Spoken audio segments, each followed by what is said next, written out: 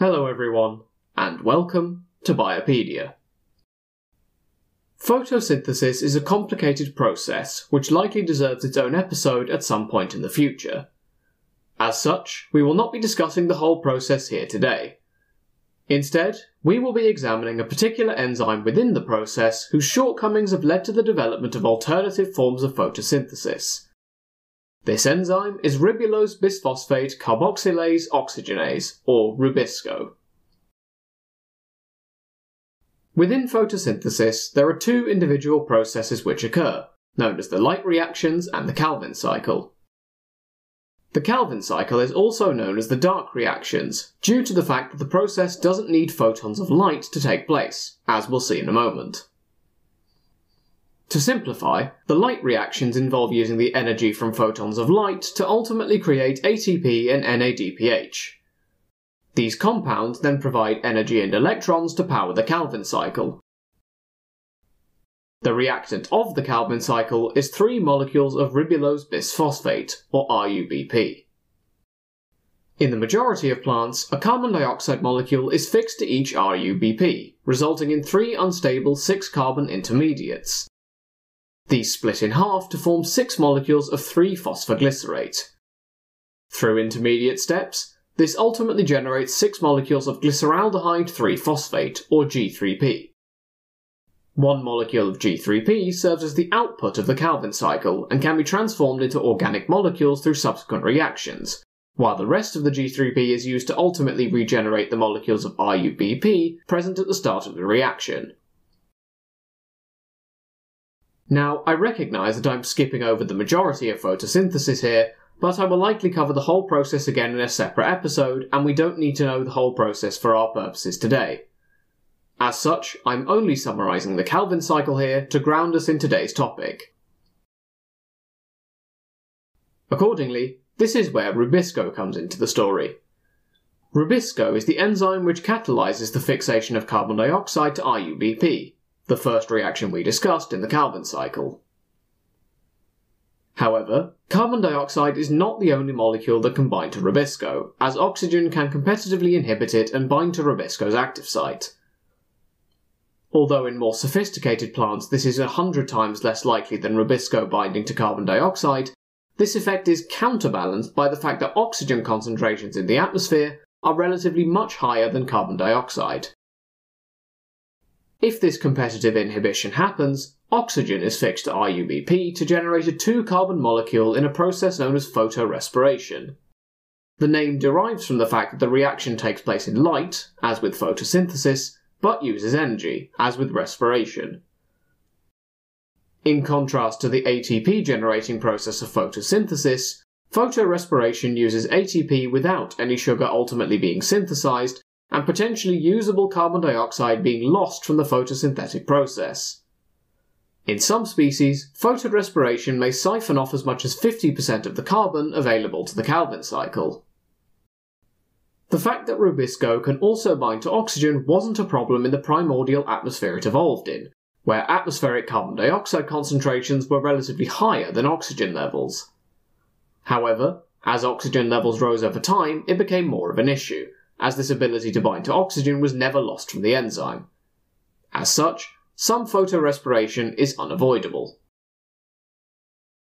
So, why haven't plants gotten rid of RuBisCO and photorespiration entirely? There is a hypothesis that photorespiration may be beneficial to plants in some circumstances, protecting them when light levels increase. This is supported by experiments in tobacco plants, in which plants with greater rates of photorespiration were more protected against the high light intensities they were experimentally subjected to. Nonetheless, there are particular conditions in which the energy photosynthesis generates may not be able to keep up with the losses of photorespiration, such as low carbon dioxide concentrations or heat. As such, some plants have changed their photosynthetic pathways in order to minimize photorespiration. For example, some species of diatom or red alga employ a different form of RuBisCO, which is less prone to incorporate oxygen as a reactant. For the rest of today's episode, we are going to discuss 2 forms of alternative photosynthesis, namely C4 and CAM photosynthesis. So, first, C4 photosynthesis, which evolved around 7 million years ago. An example of a plant which employs C4 photosynthesis would be sugarcane. Its name is in contrast to ordinary C3 photosynthesis, which itself gets its name from the fact that its first product is 3-phosphoglycerate, which contains 3 carbon atoms. By contrast, C4 photosynthesis produces oxaloacetate, which contains 4 carbon atoms. In C4 photosynthesis, the fixation reaction is not catalyzed by RuBisCO, but by PEP carboxylase.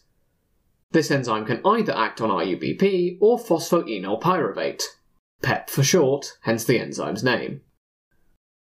Notably, PEP carboxylase is unable to bind to oxygen, and its affinity for carbon dioxide is substantially higher than that of RuBisCO.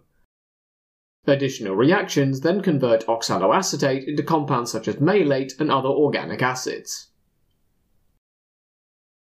To explain the next step in the process, I'm going to have to diverge a minute here and talk about bundle sheath cells. Now, C4 plants have an additional specialised cell type within the leaf called bundle sheath cells, which surround the vein of the leaf. Surrounding these bundle sheath cells are loosely arranged mesophyll cells, where PEP carboxylase resides and where the reaction above took place. Malate and the other 4 carbon products travel from the mesophyll into the bundle sheath cells after their creation.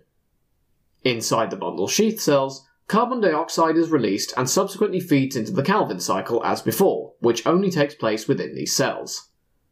As such, a sufficiently high local concentration of carbon dioxide exists in the bundle sheath cells for RuBisCO to avoid binding to oxygen. Thus, the mesophyll cells in C4 plants move carbon dioxide from the stomata, or the pores which allow gas exchange between the leaf and the atmosphere, into the bundle sheath cells. The processes of fixing carbon into another molecule and the Calvin cycle are thus separated by space from one another. Contrast this with CAM photosynthesis, which is short for crassulacean acid metabolism.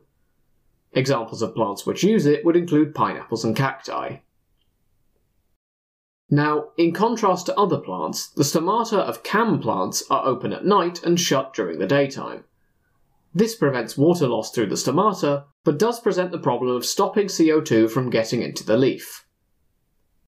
Carbon dioxide diffuses into the leaf during the night when the stomata are open and is subsequently fixed into organic acids. These are then stored by mesophyll cells throughout the night. During the daytime, when the light reactions we skipped past at the beginning of the episode are able to create ATP and NADPH, carbon dioxide is released into the Calvin cycle. Thus, CAM plants separate fixation and the dark reactions temporally rather than spatially. With carbon dioxide levels rising due to anthropogenic emissions, the abundance of C3 versus C4 plants may change. This is because C4 plants are not affected by hotter conditions or increased carbon dioxide concentrations in the atmosphere. By contrast, we aren't sure what impact the shifting makeup of our atmosphere will have on the relative occurrence of photorespiration in C3 plants, while factors such as water supply may also have a hand in the outcome. The change in ratio between the two is unlikely to be homogeneous across different areas due to the presence of regional conditions. However, there is another connection between C4 plants and anthropogenic impact. C3 photosynthesis is more wasteful as a process than C4 photosynthesis. Now, population size is rising, and anthropogenic impact is decreasing the amount of available arable land. As such, attempts have been made to enable rice to undergo C4 photosynthesis, as opposed to C3.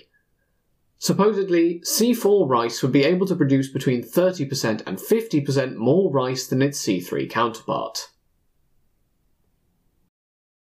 So, that's a brief overview of C4 and CAM photosynthesis. Thank you for listening. There's a lot more detail that we could have gone into with regard to photosynthesis, but for the sake of time I've narrowed it down to just discussing the portions of the process relevant to today's topic. Feel free to get in touch with the show's email address for any questions, comments, or topic suggestions. Until next time, have a great week everyone.